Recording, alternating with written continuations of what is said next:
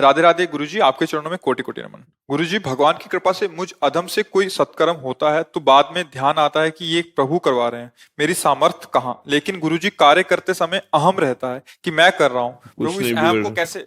कुछ नहीं बिगड़ेगा। बहुत सुंदर है। जैसे सब में भगवत भाव है ना, तो तत्काल थोड़ी हो जाता है। मतलब हम किसी व्यक्ति से मिले, व्यवहार हुआ, इसके बाद ध्यान आया कि सब में भगवान है, हम उसी समय फिर भाव कर लेते हैं।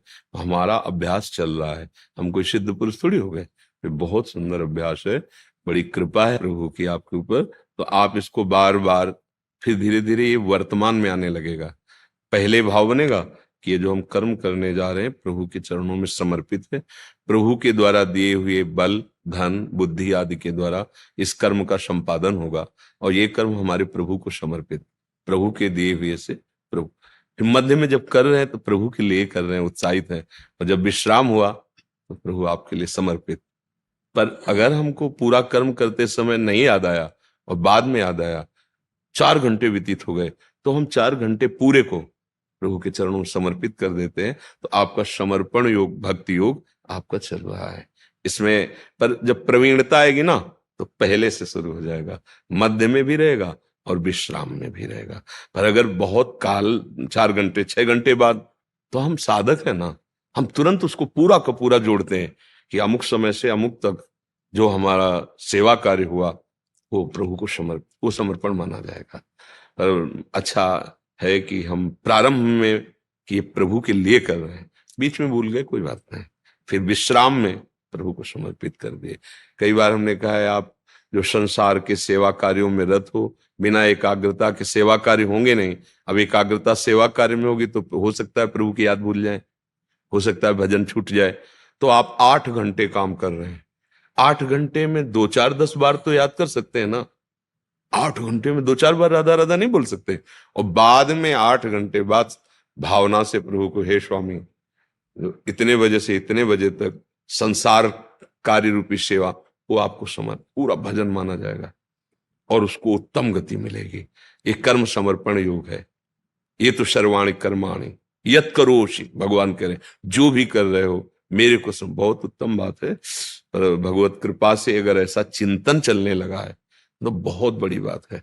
और कहीं आगे चल करके निष्कामता आ जाए, फिर ये हो कि हमें फल फूल से मतलब नहीं, आपको जो मन आवे जैसे आवे कराओ, मैं यंत्रवत आपका हूं। हे प्रभु, आप वही कराना जिससे आप प्रसन्न हो, जिससे समाज सुख हो, जो धर्म युक्त हो, और समर्पण होता चला जाए। फिर वो इस वेश में भी महात्मा ही होता है, क्योंकि महात्मा चिंतन होता है। दुरात्मा और महात्मा चिंतन पहले होता है, फिर क्रियाएं होती हैं। चिंतन ठीक हो गया, बस बात बन गई, सारी बात चिंतन की।